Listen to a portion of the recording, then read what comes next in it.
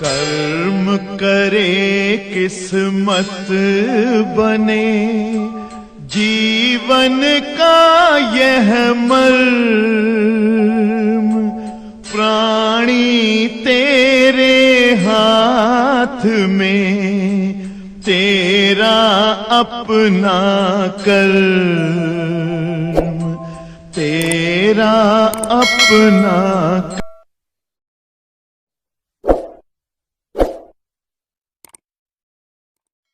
Dear students, today we will discuss about the source of solar energy. Okay? Source of solar energy. आज हम लोग जो है बहुत ही अच्छी बातों पर डिस्कस करने जा रहे हैं. Source of solar energy. What will be the sources of solar energy? All of you knows about it. The only source of energy for the earth is only sun. हम सभी लोग जानते हैं कि सूर्य ऊर्जा का इकलौता स्रोत होता है. Sun is emitting amount of energy continuous from billion years ago. मतलब सूर्य निरंतर ऊर्जा का उत्सर्जन खरबों वर्षों से करता आ रहा है. ओके बेटा, all the creatures, living creatures, non living creatures, as well as all type of plants and all type of non living materials gain energy from only and only sun, direct और indirect manners.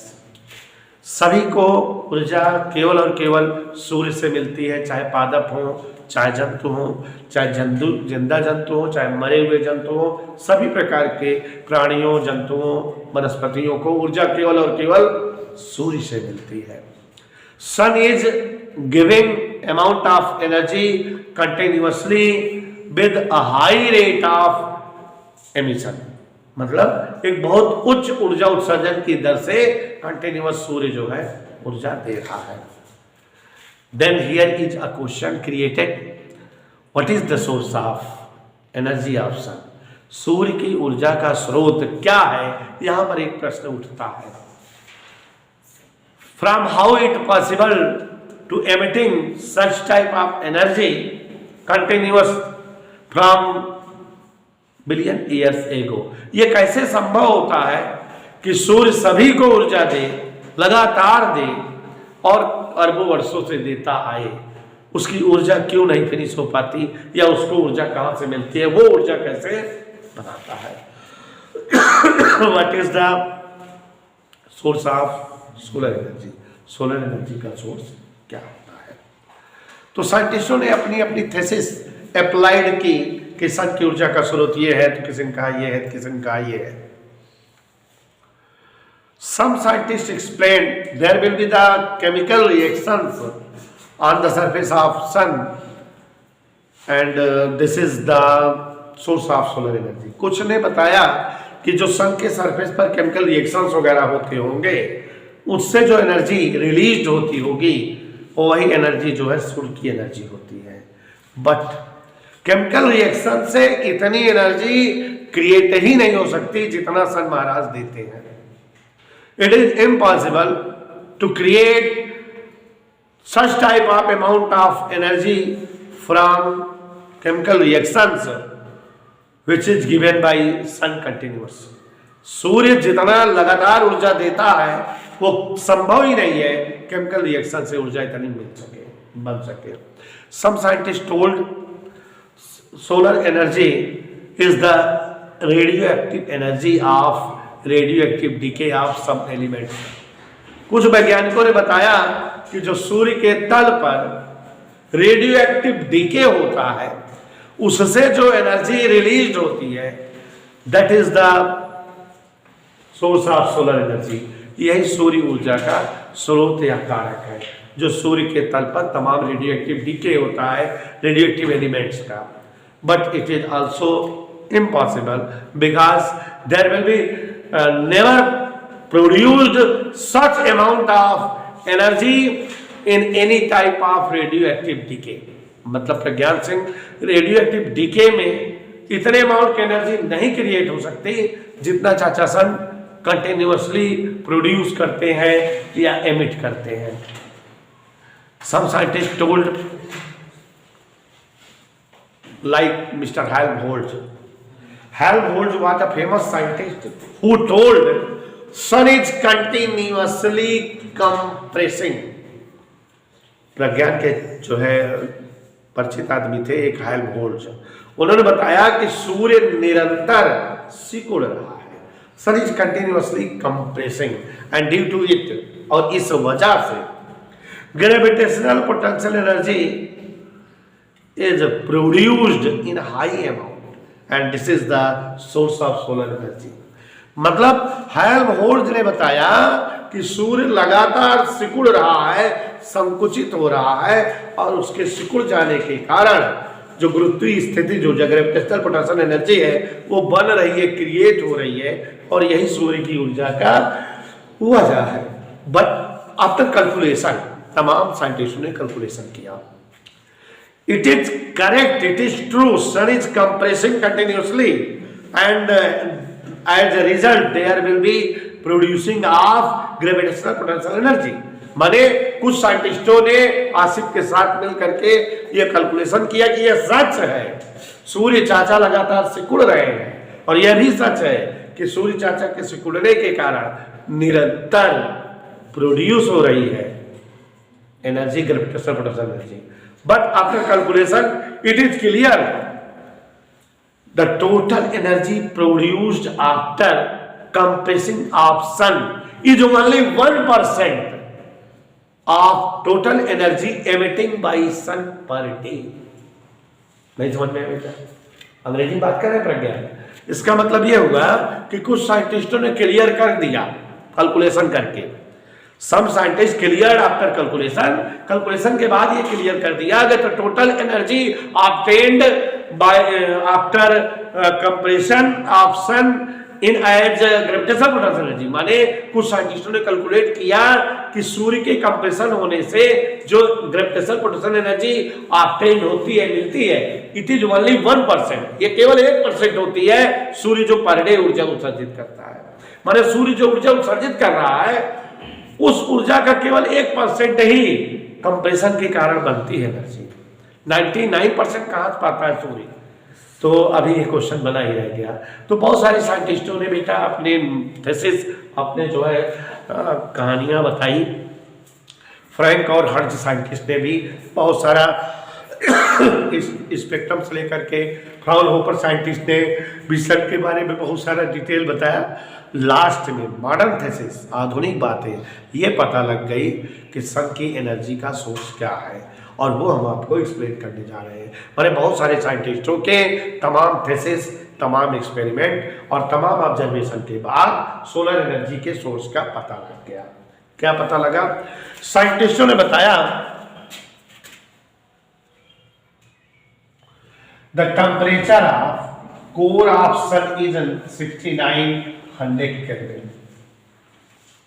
Temperature of core of sun is 6900 Kelvin, and the temperature of upper surface is 2 into 10 to power 7 Kelvin near about. It is modern theory. It is जो है आपकी साइंटिस्टों की जो है observation के बाद की बात है.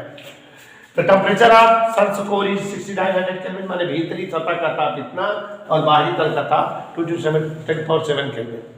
And the weight of sun या mass of sun is 10 to the power 32 kg. सूर्य जो है 32 kg, 10⁻32 kg का जो है गोला होता है. And it is consist of, ये पता लगाया गया कि सूर्य का निर्माण 90% mass of sun is only hydrogen and helium. And 10% portion of sun is built from other elements, sodium, potassium, chlorine, bromine, iodine, sulfur, nitrogen, etc. तो ये जो है पता लग गया कि सन का मास कितना होता है 10 to the power 32 केजी, और इस 32 केजी में ज्यादातर हिस्सा क्या है? Hydrogen.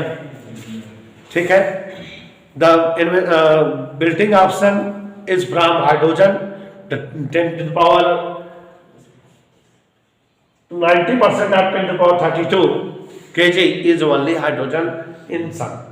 Okay, due to this high temperature, इतने हाई टेम्परेचर के कारण electrons of the atom of each elements run away, giving their orbits. नहीं समझ में आया कि इतने ज्यादा टेम्परेचर में जो भी हाइड्रोजन या और एलिमेंट हैं उनके एटम के इलेक्ट्रॉन इतनी हाई एनर्जी पा करके रिलीज हो जाते हैं, मुक्त हो जाते हैं, एटम से गिव अप कर देते हैं, अपनी ऑर्बिट को बाहर हो जाते हैं। Due to this there will be only nucleus state of each element at the surface of sun या इन द सन। माने इस वजह से सन में या सन के सरफेस पर केवल और केवल क्या बचते हैं? न्यूक्लियस। माने इतना परसेंट हाइड्रोजन न्यूक्लियस स्टेट में है। मीन्स यहां अब जो है सन के तल पर केवल और केवल न्यूक्लियाइज है, केवल और केवल क्या है? न्यूक्लियाइज। सन के सरफेस पर केवल और केवल क्या है? न्यूक्लियाइज। और due to this high temperature they are colliding with each other and combining and forming heavy nuclide. Means they are showing nuclear fusion reaction. ठीक है, तो इतने ज्यादा टेम्परेचर के कारण जो भी हाइड्रोजन या हीलियम के न्यूक्लियाइड हैं वो आपस में जुड़ रहे हैं, जुड़कर बड़ा न्यूक्लियाई बना रहे हैं, न्यूक्लियर फ्यूजन दिखा रहे हैं। और बच्चों, due to nuclear fusion of these hydrogen nuclide forming helium nuclide is the source of solar energy. Nuclear fusion जो हो रहा है हाइड्रोजन न्यूक्लियाइड का हीलियम न्यूक्लियाइड कन्वर्टिंग में, और इस प्रोसेस में जो भी एनर्जी रिलीज हो रही है, ऑब्टेन्ड हो रही है, गेन हो रही है, यही जो है सोलर एनर्जी का सोर्स होता है।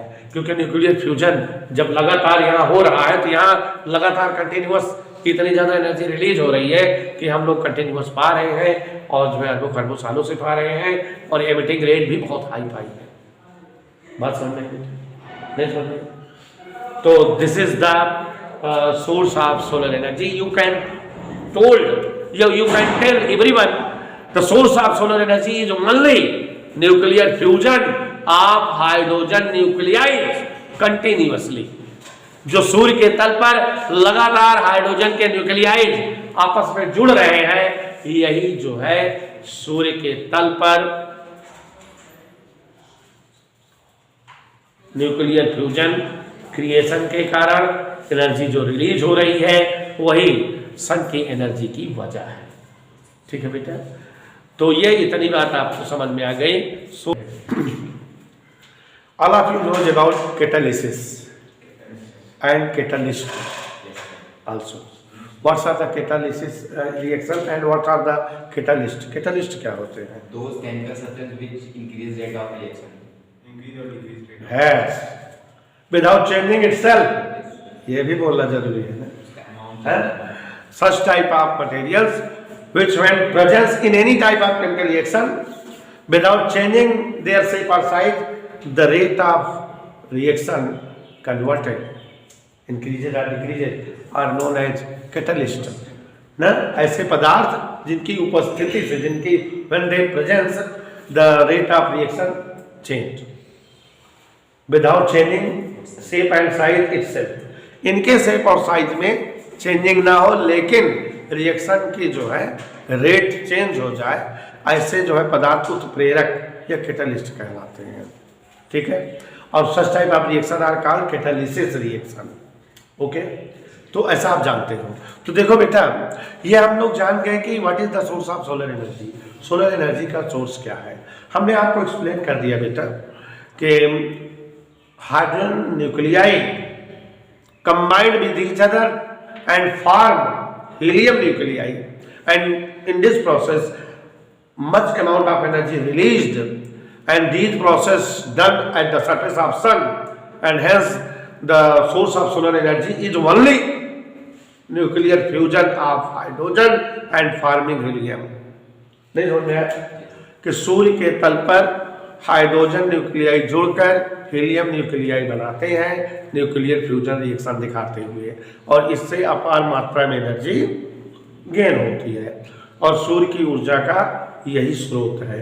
हाइड्रोजन नाभिकों का संलयन होकर हीलियम बनना, यही जो है स्रोत है किसका?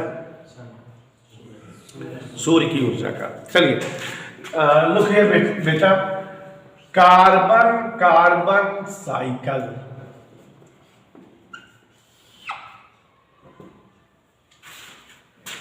Carbon carbon cycle. American scientist mister बायथे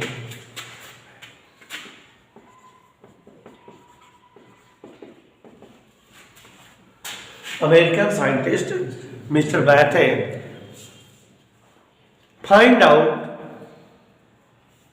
at the surface of sun to forming nuclear fusion of hydrogen nuclei into helium nuclei is done in some special steps, and carbon atom is used here as catalyst, and this type of reaction is known as carbon carbon cycle.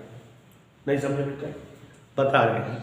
America के वैज्ञानिक बैथे ने यह बताया कि सूर्य के तल पर hydrogen nuclei जुड़कर हीलियम न्यूक्लियाई बनने की क्रिया कई स्टेप में होती है, और इसमें जो है कार्बन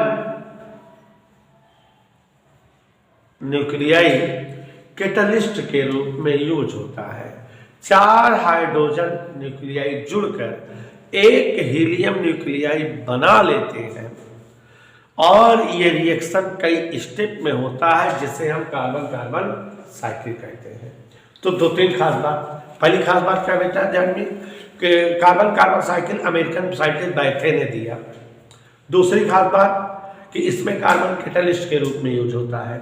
तीसरी खास बात कि ये साइकिल केवल यही दिखाती है कि 4 हाइड्रोजन न्यूक्लियाई जुड़ते हैं और एक हीलियम न्यूक्लियस बनता है। बात समझ में आई बेटा? समझ में आया? ये पूरा मिला दो। किसने बोला इसको? बैठे ने। और इसे क्या कहते हैं? Carbon carbon cycle. It is the most important heading and belonging from chemistry. Chemistry से बिलोंग करती हुई हेडिंग है, ध्यान से देखिएगा। फिर से बता दें अब मिला करके। Famous American scientist Bethe find out at the surface of sun after nuclear fusion of 4 hydrogen nuclei to forming helium nuclei is done in some special steps where carbon is used as catalyst, and this type of reaction is known as carbon carbon cycle.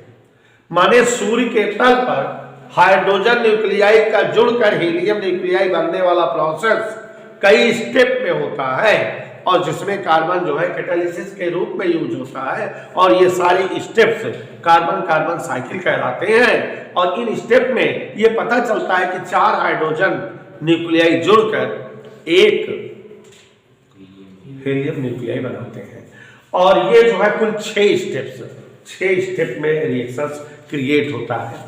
देखते हैं बेटा।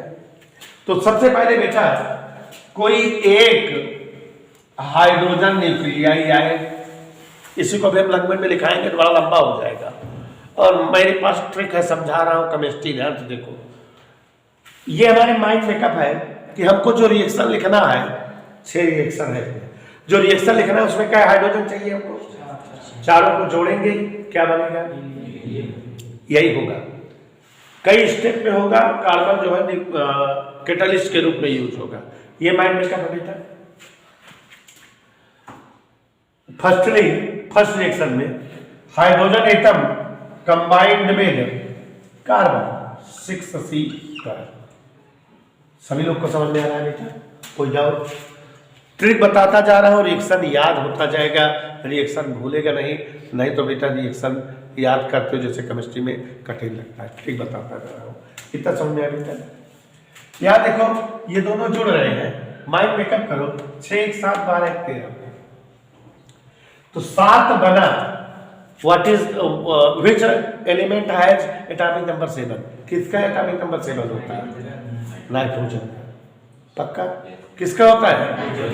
तो इसका मतलब बेटा यहाँ nitrogen बन गया 7n13, ठीक है। और 7n13 ये नाइट्रोजन बन गया।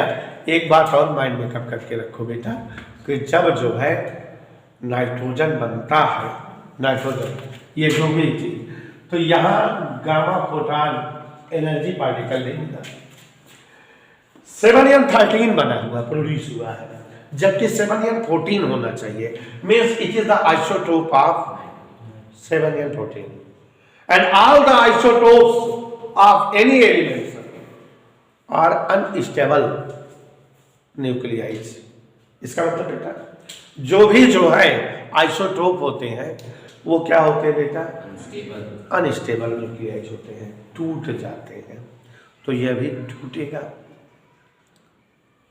ठीक है, टूटेगा कि नहीं? और जब 7n13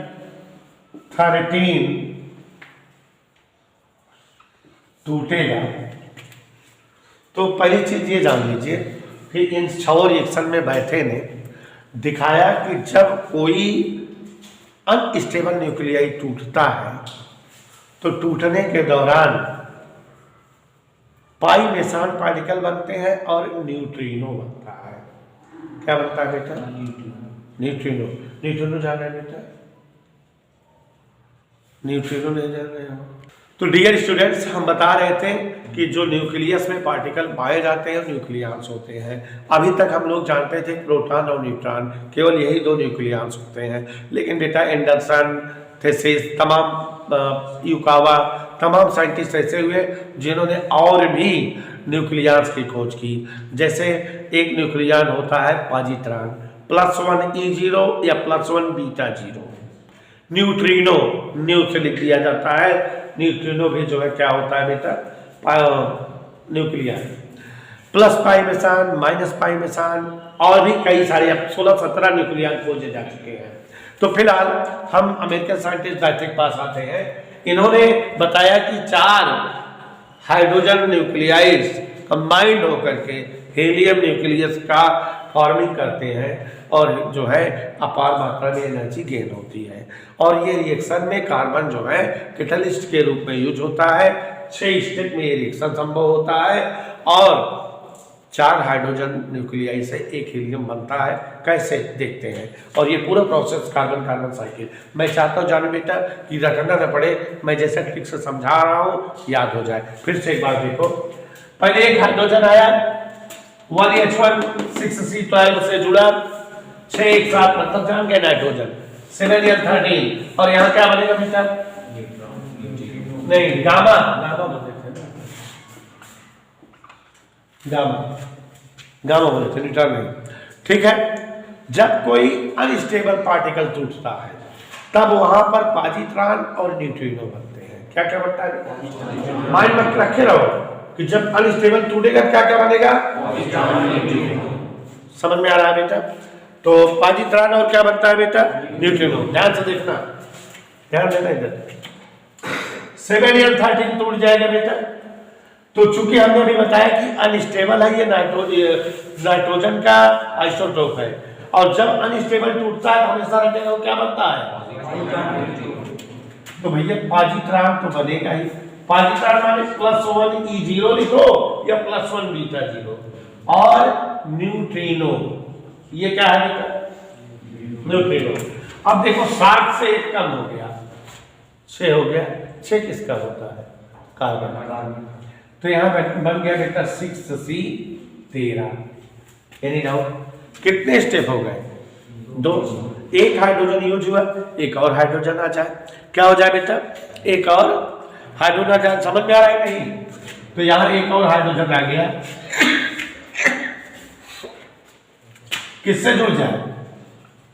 6C13, यही तो बच्चा बना है।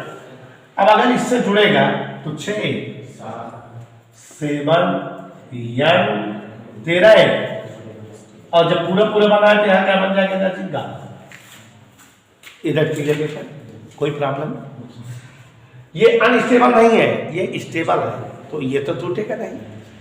नहीं तो हम जैसे इसको तोड़ दिए थे वैसे इसको तोड़ते, टूटेगा नहीं। एक और हाइड्रोजन एटम बुलाते, न्यूक्लियाई बुलाए, क्योंकि 4 हाइड्रोजन ला रहे हैं, तो एक और हाइड्रोजन आया 1H1 प्लस 7N14। ऐसे सब लोग बेटा भूलेगा नहीं, 6 रिएक्शन जाएगा। दिख रहा है बेटा? तो अब देखो 7 और 1 8 हुआ, हमारा माइंड मेकअप हो गया। 8 है तो किसका है? ऑक्सीजन का। ऑक्सीजन बनेगा बेटा 14 है, और गामा फोटॉन, कोई दिक्कत बेटा। और एक बात माइंड मेकअप करो, क्या कि ये अनस्टेबल है, 8 को 16 होना चाहिए था, तो मतलब ये टूटेगा पक्का। तो 8O15 टूटेगा, अनस्टेबल है, टूटेगा ना, तो तोड़ दो, क्या बन जाएगा बेटा? पॉजिट्रॉन प्लस न्यूट्रिनो 8 से गए 7N क्या 15। समझ आया बेटा? कितने हाइड्रोजन ले चुके आप? एक ही तो बचा है, एक और हाइड्रोजन ले लो और इसके साथ अटैच करो।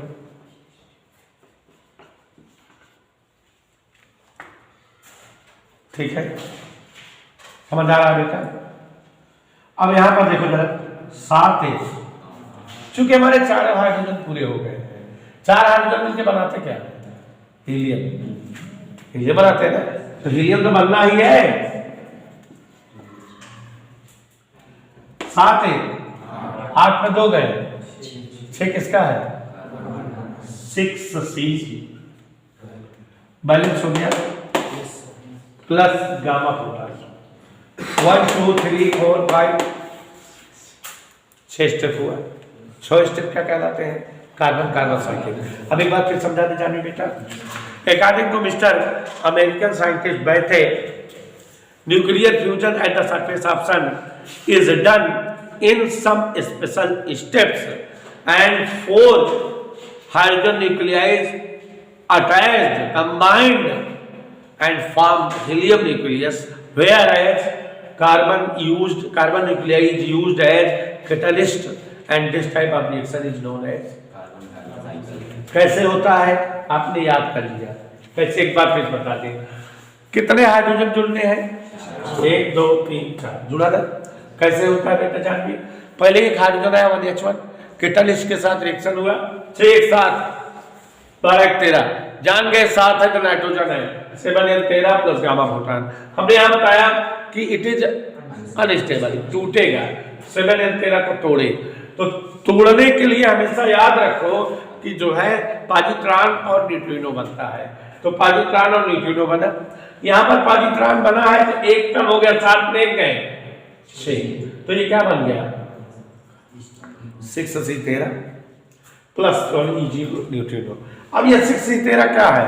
अनस्टेबल है, एक और हाइड्रोजन ले लिए, 6 13 है, ये तो स्टेबल बन गया, और यहाँ गामा फोटॉन हो गए। कोई डाउट बेटा किसी को? समझ में आ रहा है कि नहीं?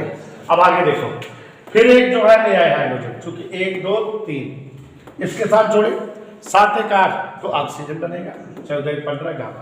अब ऑक्सीजन स्टेबल है तो ये टूट जाएगा बेटा, क्या बन जाएगा? 7N15 plus positron plus neutrino.